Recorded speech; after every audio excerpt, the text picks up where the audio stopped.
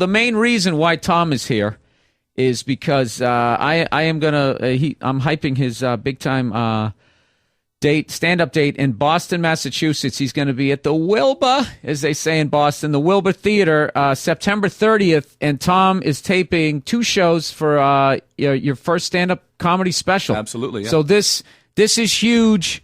Monday Morning Podcast listeners in the Boston, New England area. Tom Green, September 30th at the Wilbur Theater. How excited are you to be doing this, your first special? I'm excited. There's going to be... because I've been basically touring now like this for a couple years, and the real deal, man. I check out your website. You're not one of those guys dipping in once a month. You're doing like 2-3 road dates a month, huh? Yeah. I'm having a great time, and this TV taping on September has been sort of set for about 6 months now. So it's like a goal I've got. I got to get exactly the way I want it to be by September 30th in Boston. So. How you feeling? How do you feel like right before you're taping? What are you thinking? I feel good. I feel good. I feel good. I feel as good as I can. It's never going to. You're going to kill it. I can tell you're going to kill it. I saw Tom. Not this Montreal, last Montreal. This is the first time I went up, and I always been a fan of your stuff. So I saw, Tom's doing stand up. Is he going to do sort of Tom Greenish kind of stuff? Is he going to be doing? Like what I've seen you do, or you can do the stand-up? And you went up there, and I was totally blown away because right off the bat, there was a little bit of anger underneath your stuff, and then there was also some conspiracy theory. So within 5 minutes, I was totally on board. Oh, well, that means a lot. Oh, yeah.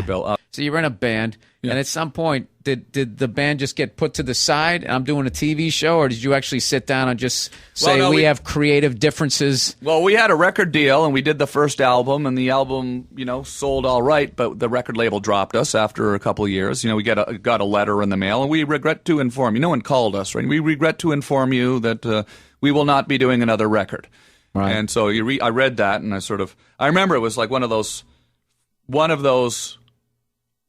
moments in life where I was just sitting there going, well, my gosh, my dream of becoming a rapper is dead. Right. What am I going to do?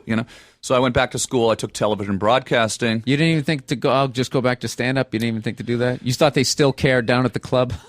No. What it was is I think even when I was doing the rap group, it was sort of on the radio in Canada. We'd go to Toronto. We'd be on Much Music. We'd do all the interviews and go on the shows and stuff. Right. And I was 19 at that time. And I just knew that, basically everything for me was revolved around the David Letterman show, basically. Right. I grew up watching the David Letterman show, and that's all and Monty Python and SCTV, but really it was David Letterman. I was watching him yelling out of his office with a megaphone and just messing with people on TV. That was just, to me, seemed like there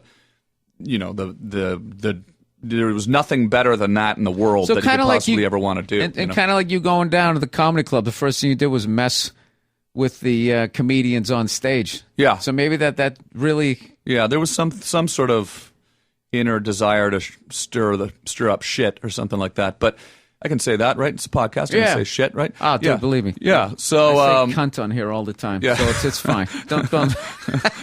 This is probably the classiest 15 minutes I've had on this podcast. I told you I was trash at fatties. Yeah. All last week. Yeah. Maybe it's too damn fucking serious or something like that, right? I sat next to this tub of shit last week. I was flying out to Phoenix. He was just spilling into my goddamn chair, and he ordered more food to become even fatter. And the murderous thoughts that were going through my head. And I don't know. Some people agreed with how I went off. I don't know. It's considered like a disability. I want to get your thoughts on this before we go through everything. Absolutely. There's a guy. It says, do you love White Castle burgers but hate their 2 teeny tiny booths? What's a steam burger fan to do? Here's what one self-described, not humongous, but a big guy, White Castle fan did. He sued them under the Americans with Disability Acts. Because the seats weren't big enough to hold him? He couldn't get himself in the booth. So a devoted 290-pound White Castle fan is steaming mad about the fast food chain, which he says repeatedly broke promises to make the booths in his local eatery bigger. So he would go in there, order that shit food, and then complain. It's the reason he's 290 pounds. Yeah, well, in a way, he's actually right. It's like, if you're going to You're going to fatten people up. Yeah. You got to have room expansion. You got to have room for that expansion. They should just have like bean bags, right? With like just a giant table. Covered in mini burgers and grease. Yeah, dude, I know people don't want to be fat and that type of thing, but like, and I go off on everybody on this podcast. Believe me, I trash women like you can't believe. It's disgusting, the level that I trash women. I trash fat people. I trash bankers. I do all of that shit on here.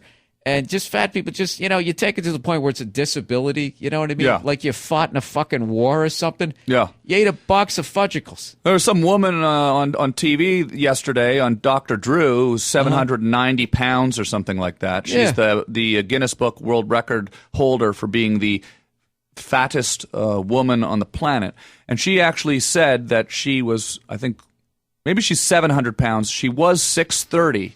And Dude, you're like as big as a walrus. She was trying to get on Dr. Phil. She was trying to get on all the shows to talk about her weight for help, and nobody would have her on. So out of desperation, she called the Guinness Book of World Records, found out how far off she was from the record, overate so that she beat the record, and now she's getting on all the shows. She said this. She admitted it. Talk about rewarding that's bad behavior, right? She basically gained weight so that she could get on Dr. Phil, and it worked. That's like the fat version of how Kim Kardashian got famous, right? Exactly. Yeah, rather than go out and blow somebody on camera, she went out and she went down on some devil dogs, and that must have somebody should have filmed that.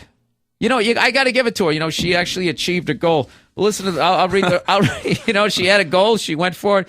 So, anyways, this guy's. Blah, blah, blah, blah, blah. He said that he always orders the number 2 combo meal, and he got an unpleasant surprise. He went to this one. They have stationary booths. I'm not a humongous, but I'm a big guy. I could not wedge myself in. I got to give this guy credit for saying wedge. He's at least admitting that he's a tub of shit, right? Mortified and in pain from smacking his knee into one of the table support, Kessman limped out of the restaurant and later penned a complaint to the corporate headquarters. How did White Castle respond? He said very condescending letters, and then they added insult to injury. In each letter was a coupon for 3 free hamburgers, but the cheese was extra. That's very passive-aggressive of saying you need to go on a diet, fatty. What do you feel about that? I don't buy into that. Do you think it's a disability? You've eaten yourself into a disability, but like... Yeah. No, it's frivolous. Yeah, does it... Yeah. Don't you have like a fantasy you wish you were a judge? Just for shit like that, so you could just slam, get that shit out of my courtroom. Oh yeah, absolutely. Yeah, no, that's it's like the guy that got the the person got the coffee spilled on their lap at McDonald's and made $14 million out of it, right? Oh yeah, burned up her. People sue anybody for anything in this country. What's this country coming to? Now, do they do that up there in Canada, or do people just take it on the chin? Yeah, they just go to another restaurant where they have bigger booths.